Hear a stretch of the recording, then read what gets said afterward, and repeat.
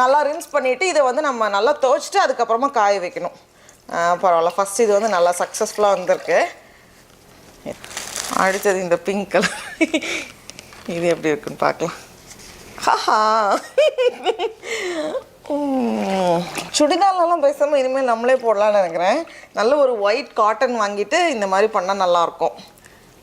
அலாண்ட்ரா தான் ரொம்ப ஆர்வமாக வெயிட் பண்ணான், ரெடி ஆகிடுச்சா ஓப்பன் பண்ணுவோன்னு. ஆனால் ரொம்ப லேட் ஆனதுனால அவளை தூங்க போட்டுட்டேன். காலையில் வந்து பார்த்தா ஷாக் ஆயிடுவான்னு நினைக்கிறேன். ஓகே, எப்படி இருக்கு? இது நல்லா வந்திருக்கு, பரவாயில்ல. இப்போ வந்து தண்ணியில் அலசிடலாம். இது ஓகே, இது வந்து ஏதோ வாங்குறப்போ இதில் வச்சு கொடுத்தாங்க. மஞ்சள் பை மாதிரி வெள்ளை பையை வந்து நல்லா கலர்ஃபுல் பையாக மாற்றிட்டோம். பரவாயில்ல, இது நல்லா தான் வந்திருக்கு.